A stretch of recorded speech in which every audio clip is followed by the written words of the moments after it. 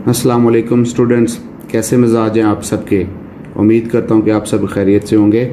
मैं सरदार आकिब महमूद आपका टीचर, और आज हम सेकंड ईयर का चैप्टर नंबर 7 जिसका नाम है वेक्टर्स स्टार्ट करेंगे।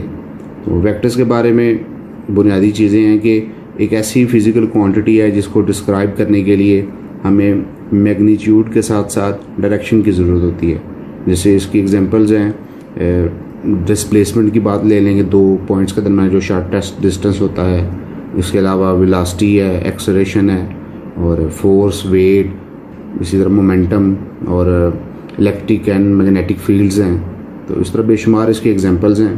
तो ये सारी की सारी वेक्टर क्वांटिटीज़ हैं जिनको डिस्क्राइब करने के लिए हमें इनकी मैग्नीट्यूड और साथ साथ डायरेक्शन को स्पेसिफाई करना ज़रूरी है। तो वेक्टर्स की एक्सरसाइजेज वगैरह हल करने से पहले हम इसकी थोड़ी बेसिक्स रिवाइज कर लेते हैं जिनका आपको पता होना ज़रूरी है। तो सबसे पहले हम बात शुरू करते हैं कि पोजीशन वेक्टर क्या होता है। तो पोजीशन वेक्टर जैसे आप देख लेंगे, एक्स और वाई कोऑर्डिनेट सिस्टम है। ये इसका एक्स एक्सिस और इसका वाई एक्सिस। तो हम ये ओरिजिन और यहाँ पे कोई पॉइंट ले लेते हैं रैंडम सा, जिसका नाम है कोऑर्डिनेट्स हैं एक्स और वाई। तो हम इस पॉइंट का पोजीशन वेक्टर फाइंड करना चाहते हैं। पोजीशन वेक्टर का मतलब होगा कि ओरिजिन से इस पॉइंट की लोकेशन हमने बतानी है। तो कैसे हम इसको ड्रॉ करेंगे ज्योमेट्रिकली। ओरिजिन से एक लाइन स्ट्रेट खींचेंगे और एरो डालेंगे, और एरो बता रही होगी कि ये इस डायरेक्शन में है, और ये जो जितनी लेंथ है ये इसकी मैग्नीट्यूड होगी। और इस पोजीशन वेक्टर को हम क्या करेंगे, ओ पी पोजीशन वेक्टर होगा ये। तो इसका मतलब ये है कि हम इस पॉइंट का एक्स एक्सिस के ऊपर चलेंगे और चल के यहाँ तक आएंगे, और ये एक्स डिस्टेंस होगा, और ये वाई एक्सिस के ऊपर चल के आएंगे और ये इसका वाई डिस्टेंस होगा। अगर हम एक्स एक्सिस पे एक्स डिस्टेंस चलें और फिर वाई की तरफ ऊपर चलें तो हम इस पॉइंट तक पहुँचेंगे।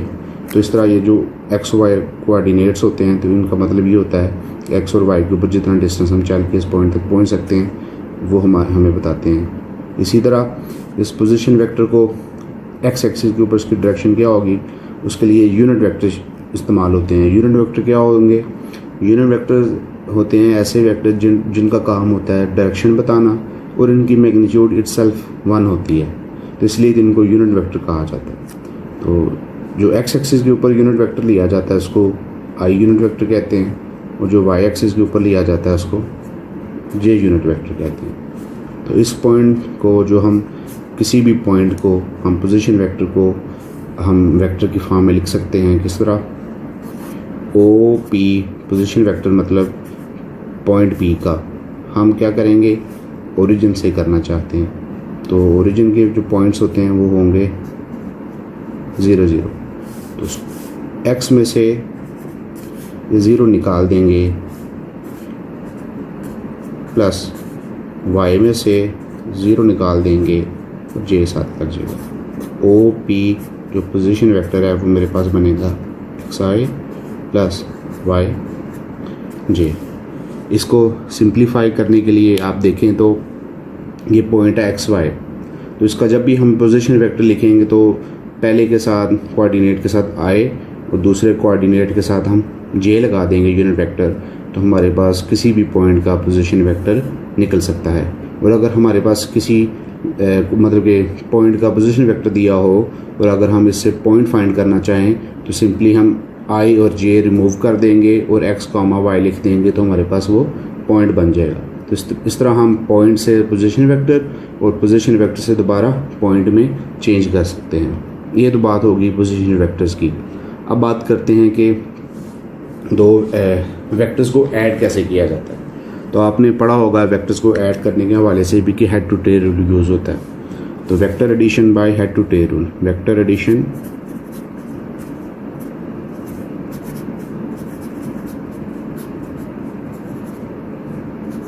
Bye head to tail rule.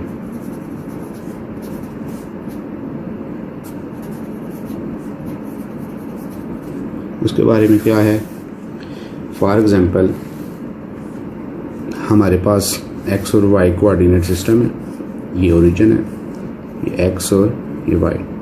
मेरे पास एक पॉइंट है जिसका नाम है ए, दूसरा पॉइंट है मेरे पास जिसका नाम है बी। तो मैं चाहता हूँ कि मैं ए से बी का जो वेक्टर है ना ये फाइंड करूँ। तो इसको मैं हेड टू टेल रूल से मदद से हल करूँगा कि मैं ओरिजिन से पहले ये वेक्टर ले लेता हूँ, इसको नाम देता हूँ ओ ए, इस पोजीशन वेक्टर। फिर मैं वेक्टर ऐड करूँगा ए से बी, और इनका रिजल्टेंट क्या होगा, पहले वेक्टर की टेल से आखिरी वेक्टर के हेड तक जो लाइन होती है उसको मिलाने वाला जो ये वेक्टर होगा ये रिजल्टेंट वेक्टर होगा। तो ये हेड टू टेल रूल, इस तरह हम इसको क्या करते हैं, वेक्टर्स को ऐड अप करते हैं। तो हेड टू टेल रूल इस पे ट्रायंगल पे अप्लाई करते हैं। तो उसके मुताबिक पहले वेक्टर ओ ए, फिर इसके अंदर ऐड होगा वेक्टर ए बी। तो इन दोनों का जो रिजल्टेंट होगा वो वेक्टर ओ बी होगा। तो यहाँ से अगर हम A B vector find out करना चाहें तो क्या निकलेगा, ओ बी माइनस ओ ए। तो ये हमारे पास वेक्टर आ गया है ए बी। तो इस बात से जो हम कंक्लूजन निकालने वाले हैं वो ये है कि जब भी हमारे पास कोई दो पॉइंट्स हों और उन दो पॉइंट्स के दरमियान हमने वेक्टर फाइंड करना है, तो हम सिंपली क्या करेंगे कि अगर हमने ए बी वेक्टर फाइंड करना है तो हम जो सेकंड पॉइंट है उसके पोजीशन वेक्टर में से जो पहले नंबर पे पॉइंट है वो वाला पॉइंट का पोजीशन वेक्टर माइनस कर देंगे, तो हमारे पास ए बी वेक्टर आ जाया करेगा। तो ये जो दो कंसेप्ट हैं आपके सामने, एक पोजीशन वेक्टर पॉइंट से कैसे लिखना है और दूसरा है कि दो पॉइंट्स के दरमियान जो वेक्टर बनाना हो तो वो कैसे फाइंड आउट करेंगे, ये कंसेप्ट है जो आपके थ्रू आउट इस चैप्टर में काम आएंगे बार बार। तो लिहाजा इन चीज़ों के बारे में आपको बताना ज़रूरी था। तो इन चीज़ों को माइंड में रखते हुए हम आगे चलते हैं, एक्सरसाइज के कुछ क्वेश्चन करते हैं। तो जैसे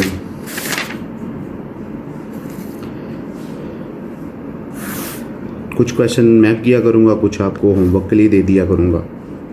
तो एक्सरसाइज अगर हम बात करते हैं 7.1 की,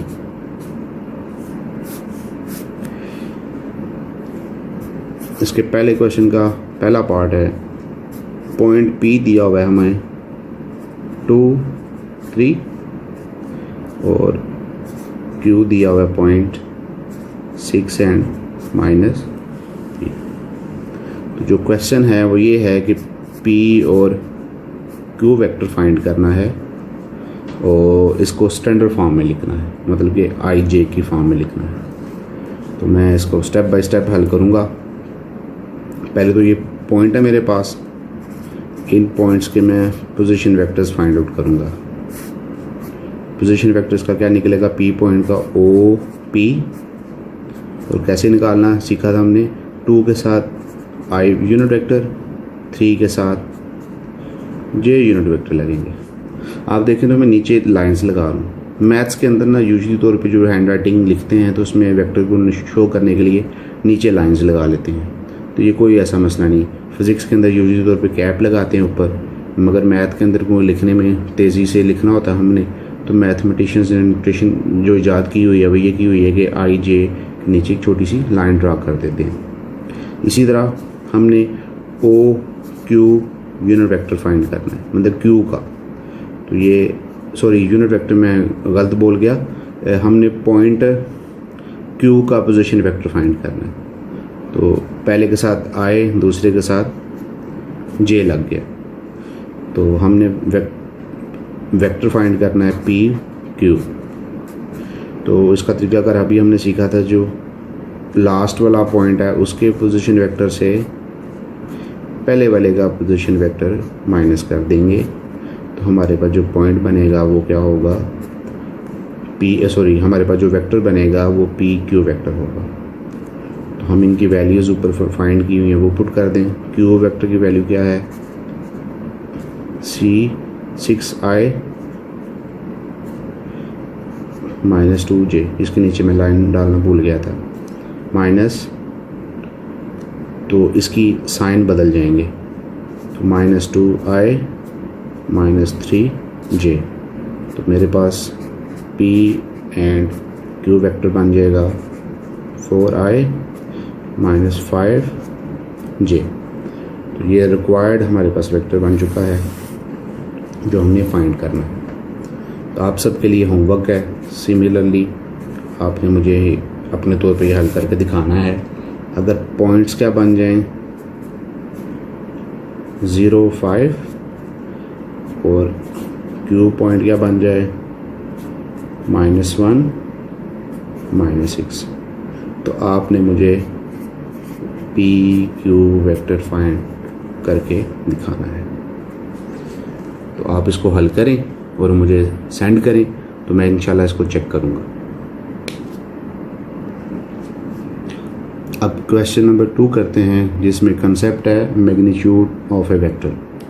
तो मैग्नीट्यूड ऑफ ए वेक्टर क्या होता है उसको पहले डिस्कस कर लेते हैं।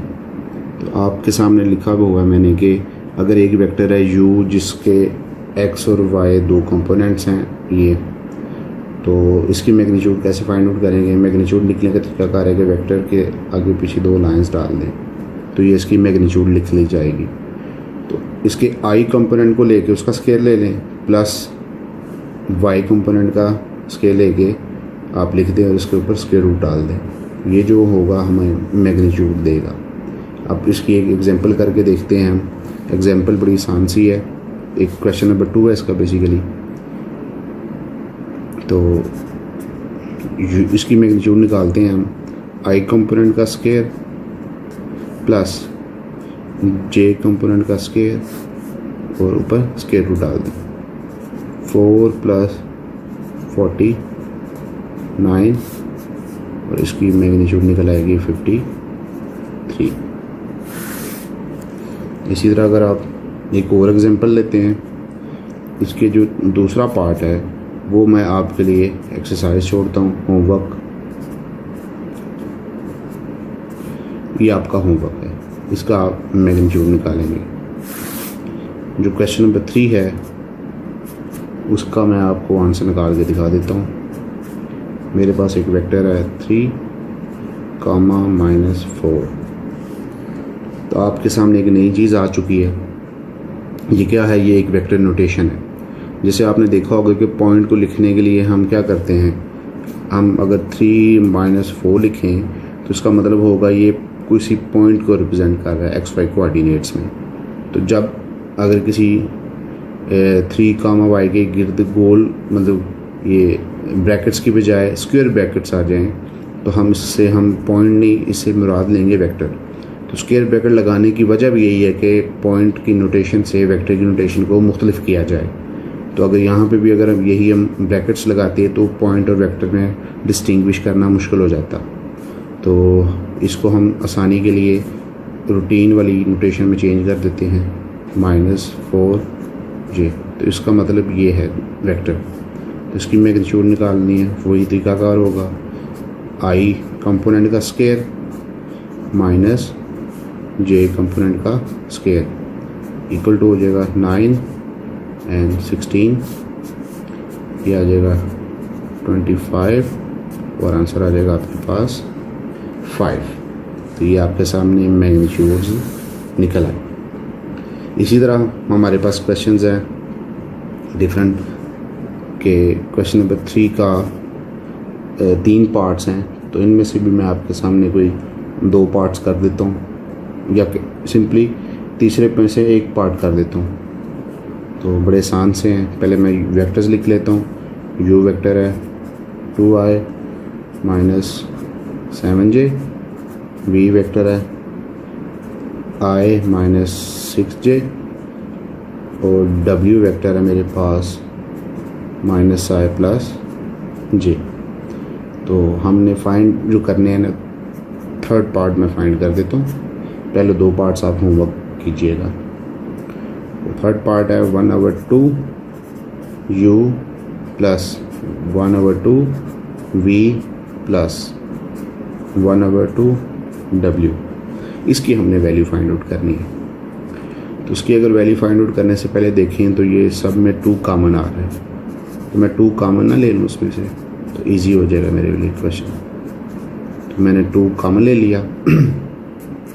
अब मैं क्या करूँगा, बारी बारी u v w की वैल्यूज़ पुट कर दूँगा। u वेक्टर पहले पुट हो गया, अब किसकी बारी है v वेक्टर की, और अब किसकी बारी है w वेक्टर की। तीनों वेक्टर बारी बारी पुट हो गए 1/2 आई में आई ऐड होंगे, ये प्लस का ये माइनस का ख़त्म हो के सिर्फ 2 बच जाएगा मेरे पास, ये -7 एंड -13 और एक बाहर निकल जाएगा एक, तो -12j आ जाएगा। तो इसी तरह ये 2 इन पे अलग अलग डिवाइड होके आंसर मेरे पास बच जाएगा I -6j। ये मेरे पास रिक्वायर्ड आंसर आ चुका है। तो इसी तरह जो इनके पार्ट 1 और 2 होमवर्क्स हैं वो मैं नीचे लिख लेता हूँ। आपने u + v - w फाइंड करना है, और इसका दूसरा पार्ट क्या है, आपने 2u vector -3v vector + 4w vector, ये दोनों पार्ट्स आपने फाइंड आउट करने हैं। ये आपका होमवर्क है, ठीक हो गया। अब हम क्वेश्चन नंबर 4 करते हैं। तो क्वेश्चन नंबर 4 में क्या है कि हमारे पास 4 पॉइंट्स दिए हुए हैं, तो हमने सम फाइंड करना है। क्वेश्चन के अंदर लिखा हुआ है find the sum of vectors a b and c d। तो मैंने इसको a b + c d लिख दिया कि इनका सम फाइंड। तो इनका सम फाइंड तब होगा जब हमारे पास वेक्टर a b और c d आ जाएंगे। तो मैं सबसे पहले बारी बारी vectors a b and c d निकालता हूँ। तो आपको पता है कि vector a b and c d कैसे निकलते हैं, हमने पहले क्वेश्चन हल भी किए हुए हैं इसके मतलब। पहले a b वेक्टर फाइंड करेंगे, इधर a b वेक्टर फाइंड होता o b लास्ट वेक्टर में से, सॉरी लास्ट वाले पॉइंट में से पहले वाला पॉइंट निकाल देते हैं। तो इसी तरह दूसरी तरफ मैं सी डी वेक्टर फाइंड करूँगा, इसमें ओ डी में से ओ सी निकाल लेंगे। तो मेरे पास पोजीशन वेक्टर बी का, उसमें से पोजीशन वेक्टर ए निकालूंगा। तो हमें पता ना पोजीशन वेक्टर कैसे लिखते हैं, मैं वो स्टेप्स अननेसेसरी स्टेप्स नहीं लिखूँगा। पहले क्वेश्चंस में मैंने लिख के आपको बता चुका हूँ कि कैसे आप पोजीशन वेक्टर निकालते हैं। तो इसका पोजीशन वेक्टर कैसे निकलेगा, 2 के साथ I और 0 के साथ j लिख दूँगा। a का हमने कैसे निकालना है, बाहर माइनस है तो इनकी साइंस बदल जाएंगे। तो माइनस पहले के साथ I, माइनस माइनस प्लस, दूसरे के साथ j। तो मेरे पास a b वेक्टर कैसे फाइंड होगा, 2 में से एक निकल गया +1 और ये आ गया। इसको मैं इक्वेशन नंबर 1 का नाम दे देता हूँ। इसी तरह सी डी वेक्टर कैसे फाइंड आउट होगा, ओ डी डी वेक्टर का कैसे निकलूँगा, -2i +2j, मतलब इसके साथ i j लगा दिया तो मेरे पास पोजीशन वेक्टर आ गया। ओ सी सी के साथ क्या कैसे करूँगा, ये माइनस है तो इनके साइन बदल जाएंगे, तो +i and -3j unit vector. तो सी डी वेक्टर मेरे पास क्या निकलेगा, 2 में से एक निकलेगा तो -i, इसमें से ये माइनस निकल गया तो -j।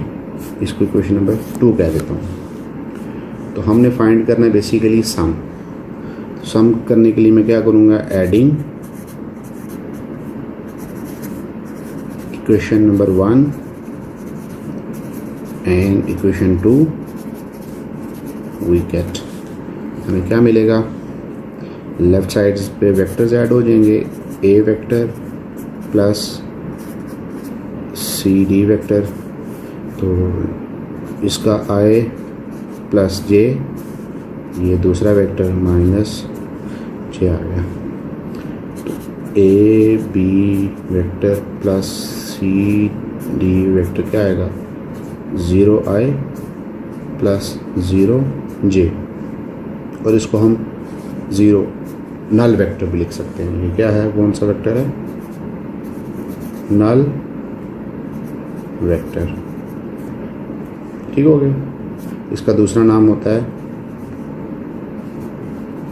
0 वेक्टर, ऐसा वेक्टर जिसके मैग्नीट्यूड 0 हो तो वो नल वेक्टर कहलाता है, और उसकी मैग्नीट्यूड जो होती है ये क्या होती है, 0 होती है, और ये इसकी डायरेक्शन आर्बिट्रेरी होती है। एक बड़ी मज़ेदार एमसीक्यू आपको बताऊं कि जो नल वेक्टर होता है ये हर वेक्टर के ऊपर परपेंडिकुलर होता है। ठीक हो गया, तो ये याद रखिएगा।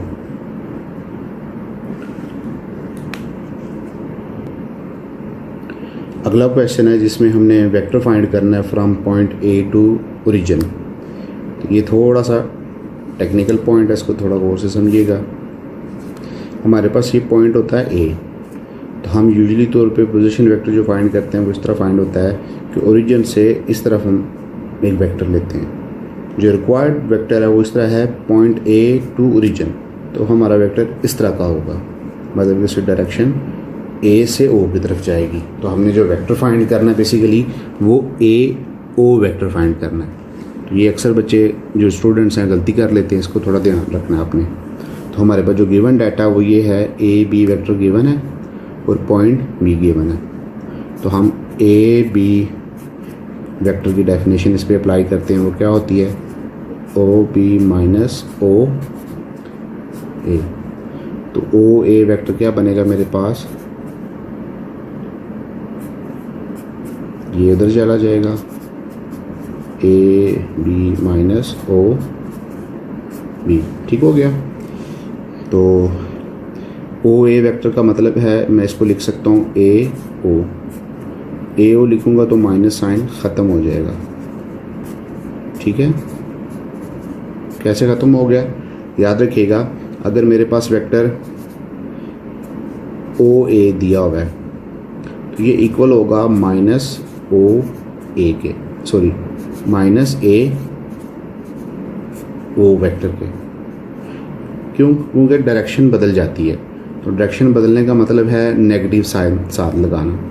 तो मेरे पास अगर वेक्टर ये ओ ए था, तो अगर मैं चाहता हूँ मेरे पास वेक्टर ए ओ आ जाए, तो मैं क्या कर रहा हूँ, इसकी डायरेक्शन चेंज कर रहा हूँ।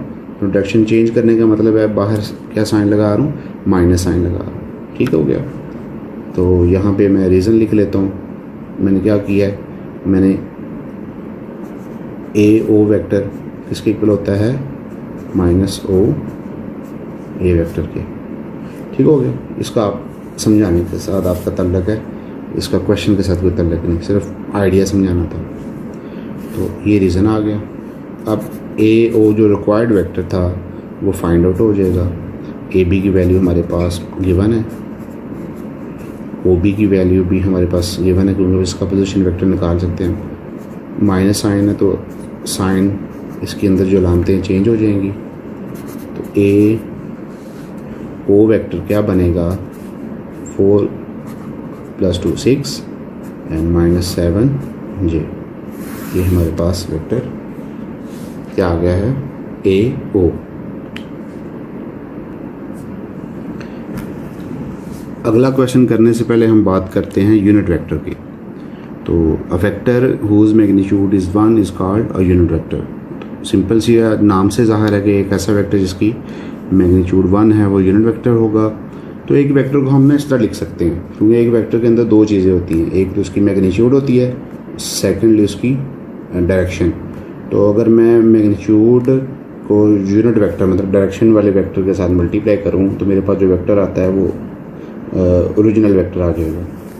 तो इससे हमारे पास एक फार्मूला बन जाएगा कि यूनिट वेक्टर को फाइंड करना हो, डायरेक्शन किसी वेक्टर की फाइंड करनी हो, तो हमारे पास यूनिट वेक्टर को कैसे फाइंड करेंगे, वेक्टर को उसकी मैग्नीट्यूड पे डिवाइड कर देंगे। तो हमारे पास जब भी एक वेक्टर आएगा वो हमेशा यूनिट वेक्टर आएगा। तो वैसे भी ऑब्वियस ही बात करें कि किसी वेक्टर को उसकी अपनी मैग्नीट्यूड पे डिवाइड करें तो दोनों की मैग्नीट्यूड कैंसिल होकर 1 बन जाएगी। तो लिहाजा इस केस में जो वेक्टर आएगा वो हमारे पास यूनिट वेक्टर ही होगा। तो क्वेश्चन नंबर हम 6 करते हैं, जिसमें यूनिट वेक्टर्स के बारे में बात हुई है। क्वेश्चन नंबर 1 है कि v = है 2i - j। तो हमारे पास क्या आ जाएगा, इसकी मैग्नीट्यूड निकालते हैं। सबसे पहले इसकी मैग्नीट्यूड होगी 2i कंपोनेंट का स्क्वायर, j कंपोनेंट का स्क्वायर का अंडर रूट। तो ये बन जाएगा हमारे पास 4 + 1 और अंडर रूट 5। तो रिक्वायर्ड वेक्टर जो यूनिट वेक्टर है, the required unit vector is, क्या होगा वो, उसको लिखने का तरीका अगर ऐसे है तो वेक्टर को उसकी मैग्नीट्यूड पे डिवाइड कर देंगे। वेक्टर हमारे पास है 2i माइनस जे, उसकी मैग्नीट्यूड पे क्या है, सॉरी उसकी मैग्नीट्यूड 5 है, √5।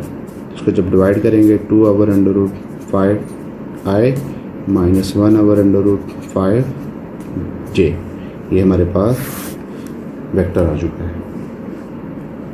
ठीक हो गया, यूनिट वेक्टर आ चुका है। तो इसके 3 पार्ट्स हैं। दूसरा पार्ट आपको मैं होमवर्क के लिए दूंगा, थर्ड पार्ट मैं दोबारा से आपके सामने कर दूंगा। 1/2i प्लस √3/2j, इसका आपने होमवर्क करना है। ये यूनिट वेक्टर इसका फाइंड करके मुझे सेंड करना है। थर्ड वाला मैं खुद कर देता हूँ पार्ट। थर्ड वाला पार्ट में क्या है, वेक्टर सेम वेक्टर है, सिर्फ थोड़ी सी वैल्यू चेंज है। ये वैल्यू है -√3/2i माइनस 1/2j। इसका हमने यूनिट वेक्टर फाइंड करना है। तो सबसे पहले इसकी मैग्नीट्यूड निकालते हैं। तो मैग्नीट्यूड है i कंपोनेंट का स्क्वायर प्लस j कंपोनेंट का स्क्वायर का अंडर लेंगे। तो ये 3/4 प्लस 1/4, तो हमारे पास मैग्नीट्यूड क्या निकल आएगी, 3 + 1, इसका एलसीएम ले लिया, और ये 4/4, ये 1, और आंसर आ गया 1। ये क्या हो गया कि हमने एक ऐसा वेक्टर लिया जिसकी मैग्नीट्यूड निकाली और 1 आ गई। तो यहाँ से क्या मतलब हुआ, इसका मतलब ये है कि हमारे पास जो गिवन वेक्टर था वो इटसेल्फ एक यूनिट वेक्टर है। तो आप लिख लें कि एज मैग्नीट्यूड ऑफ v क्या आ गया है, 1 आ गया है। सो v है is itself a unit vector. ठीक हो गया। तो यूनिट वेक्टर क्या आ जाएगा, v का अपने वेक्टर के इक्वल ही आ जाएगा उसको।